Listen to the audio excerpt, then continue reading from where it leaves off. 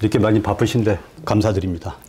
많이 찾아주셔서 고맙습니다. 작년에는 이제 국지간 선거가 2건 있었습니다. 대통령 선거와 8기 지방 민선 지방자치 선거가 있었는데요. 민주당이 여당에서 야당이 됐습니다. 우리 의원님 소회를 좀 말씀 좀 해주시죠. 좀 여당에서 야당이 된 것 하나는 팩트고, 그다음에 여러 가지 지방선거에서 패배했다는 얘기도 하고 그런데 그건 보는 사람마다 다 다를 겁니다. 평가는. 그렇지만 저는 선거에서는 패배니 승리니 이런 건 없고 국민들께서 역할의 변화를 줬다. 저는 그런 정도로 생각을 합니다. 그리고 지난 선거에서 21대 총선에서 과분한 의석을 주셨는데 그 21대 총선의 의석이 국민들이 생각하시기에는 대통령 중심제 국가에서는 좀 과하지 않았나 이런 생각을 하셨을 수도 있습니다. 180석의 의석을 얻은 것이 어쩌면 국민들한테 견제 심리를 더 좀 주지 않았나. 그래서 대선에서 그리고 지방선거에서 당시의 야당을 여당으로 만들어 주었는데 그것이 어쩌면 우리 전체 우리 국민을 위해서는 좀 더 잘하라는 뜻으로 받아들이기 때문에 좋은 결과도 나올 수 있다 이렇게 생각은 합니다만은 그 대선 결과에 따라서 정권이 바뀌고 윤석열 대통령이 집권을 시작하고 나서는 이제 불과 6개월인데 많은 국민들이 당시의 선택에 문제가 있지 않았냐는 그런 어떤 회의도 있는 걸로 제가 그렇게 알고 있습니다. 그래서 앞으로 또 다음 선거도 있겠지만 그때까지는 우리 국민들께 어느 선택이 그리고 어느 정파가 하는 일이 옳은지 잘하는지를 좀 더 잘 알리는 시기가 되어주지 않을까. 그래서 어쩌면 우리 그 민주당 더불어민주당에게는 약이다. 저는 그렇게 생각을 합니다.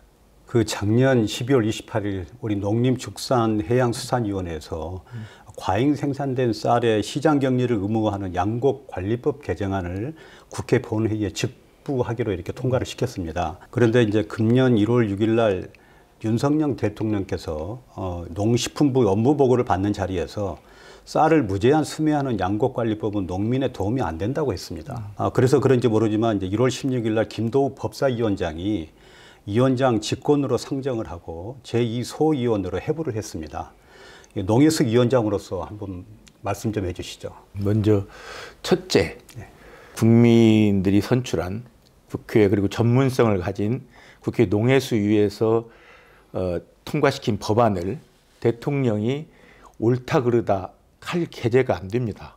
그리고 국회에서 결정한 일은 최종적으로 국회 본회의를 통과하고 나서 그때 이제 대통령이 이걸 거부권을 행사할지 말지는 그때 대통령 생각이지 지금 미리 아직 본회의에 부의되기도 전에 이 법은 좋지 않다 이렇게 얘기하는 건 어쩌면 그 행정부가 국회를 간섭하는 거다. 저는 그렇게 생각하고 국회가 하나의 정부 부처도 아니고 그래서 그 부분은 문제가 많다. 그래서 첫째 그렇게 생각을 하고요.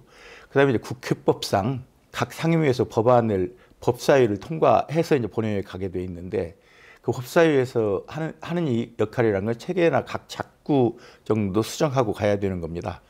그런데 그 법안을 무력화시키기 위해서 붙잡아두는 역할을 했기 때문에 지난 그 국회법 개정 당시에 과거 120일까지 법사위에 머물던 것을 60일로 줄이고 그리고 상임위에서 다시 상임위원 5분의 3 이상의 찬성으로 곧바로 본회의에 이제 부여할 수 있게 이렇게 했습니다.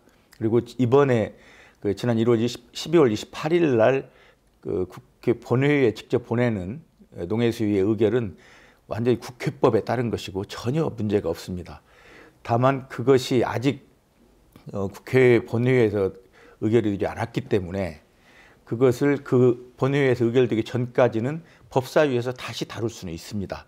사실은 이 법안을 법사위에 넘기면서도 법사위에 갔다가 다시 그 본회의에 갈 때까지 시간이 있기 때문에 그 안에 충분히 여야 간에 협의를 했으면 좋겠다. 그래서 합의된 안을 만들어냈으면 좋겠다는 얘기를 제가 여야 간사들에게도 하고 여야 의원들께도 말씀을 드렸는데 그동안에 그 법사위에 갔다가 다시 우리 농해수위로 되돌아오는 동안 한 번도 그 법안에 대해서 그 여당 측에서 다시 이걸 좀 고치자 아니면 다 수정 좀 하자 이런 의견이 전혀 없었습니다.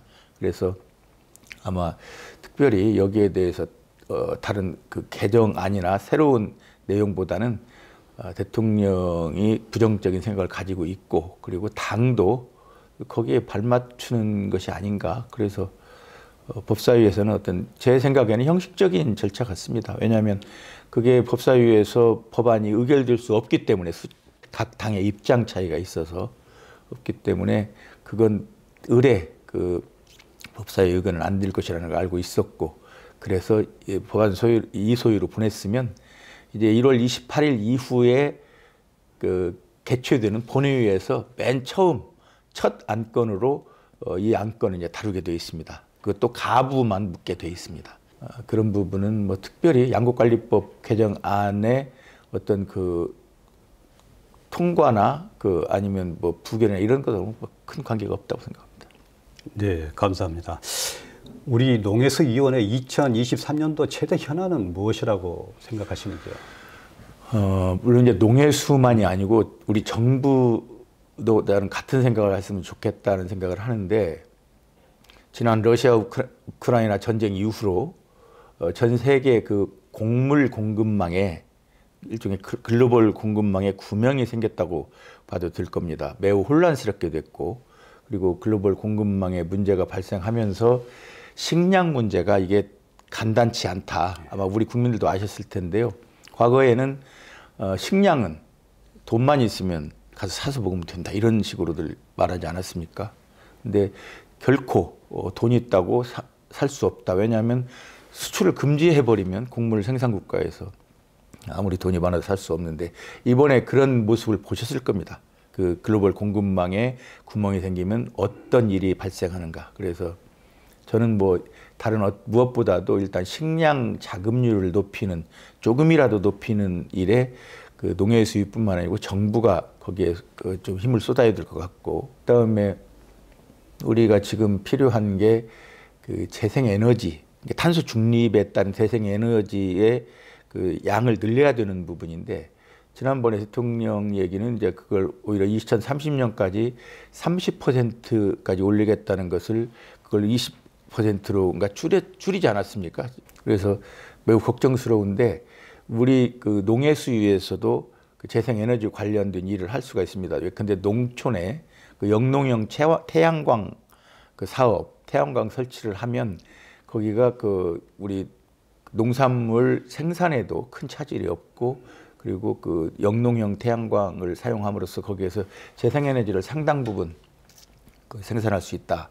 그래서 그 재생에너지 부분도 우리 농해수위에서 관심을 가져야 될 부분이고 직접적으로는 이번 국정감사에서도 다룬 문제지만 올해부터 일본에서 후쿠시마 오염수를 방류하겠다고 지금 발표를 했습니다. 후쿠시마 해양 오염수 방출 문제는 단순히 그냥 뭐 해수부에서 관리만 하는 게 아니고 정부에서 적극 대처를 좀 해야 되겠다. 그래서 총질 산하에 그 TF를 좀 만들었으면 좋겠다고도 했는데 물론 해수부에서는 지금 준비하고 있다고 얘기는 합니다. 그렇지만 저희들이 확인을 수시로 해보면 특별히 눈에 띄는 그 대비책은 없다. 그래서 그 부분을 농해수위에서는 좀 더 중점적으로 관리를 좀 해줘야 되겠다. 이런 생각도 하고 있습니다.